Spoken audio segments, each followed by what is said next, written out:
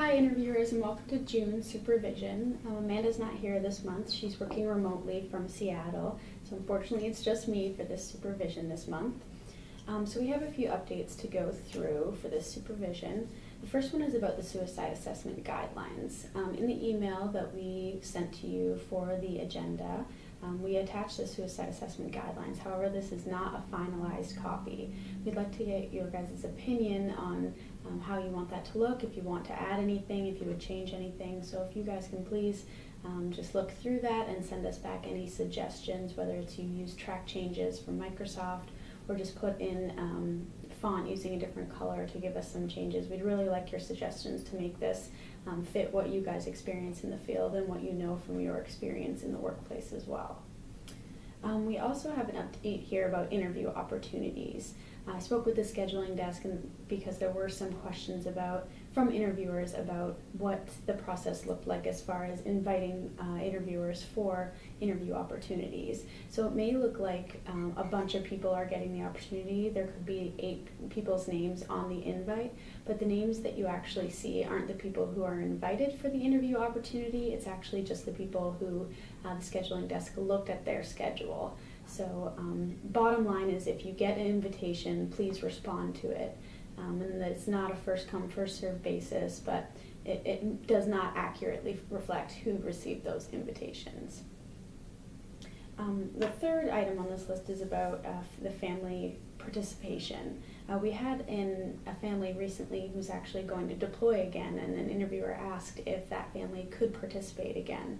We talked about that as a team and decided that that is not possible, simply because all of our data is actually being used to compare families across time, and because no other families will have participated twice, we can't really compare their data to anything. So although we would love to have families participate again in the project, we actually can't do that.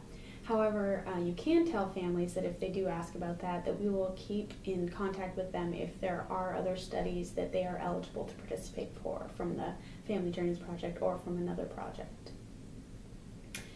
Moving on to the interview process, as far as we have 2 items on here about the joint session.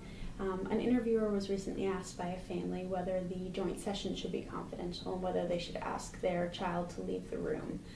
Again, after discussing this as a team, we've decided that you can leave it up to the family's discretion. So if the family asks if it should be confidential, you can tell them that, well, the joint session are routine questions, demographic questions, but if you would feel more comfortable having it confidential, we can do it in a separate room. So you can kind of leave it up to them if they ask about it. If not, I would just continue like you normally do, doing the joint session together.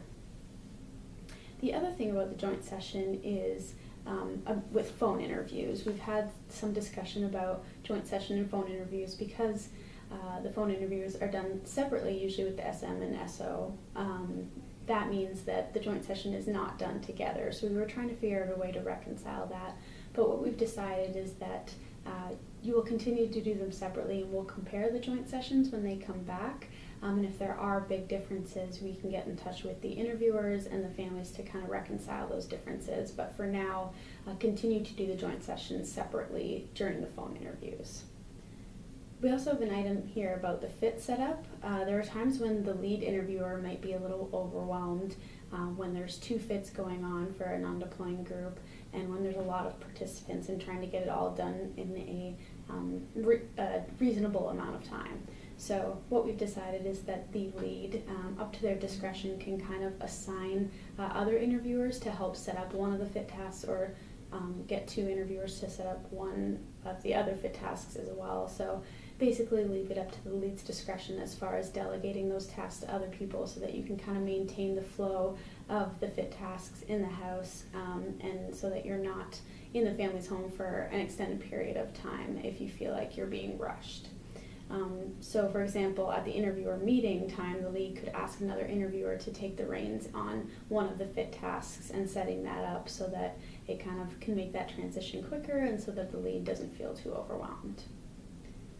We also have a comment in here about the role of the child care interviewer. We just wanted give you guys a friendly reminder that if you are doing childcare, you should also be videotaping in the fit unless your childcare duties require you to be tending to the child still. So if you're taking care of a 3 or 4-year-old and they ended up participating in the fit, you should be filming that. But if you're taking care of, say, a newborn or a 9-month-old baby, obviously you'd continue to care for that child during the fit task. And the last thing on the list here is about phone interviews.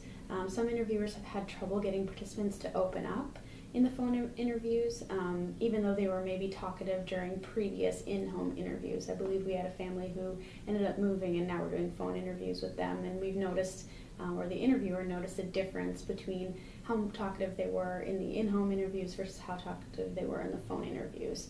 So we kind of want to open up that to you guys, and if you have any suggestions to email or call us with them, or to bring it up in the supervision calls, so that we can provide the other interviewers with tips on how to make the phone interview maybe seem more personal and help the participants open up to the person on the phone.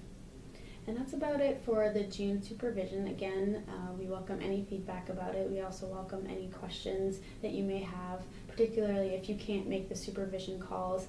If you have any questions for everybody, feel free to give us an email or give us a call. Thanks so much, everybody, and have a great June.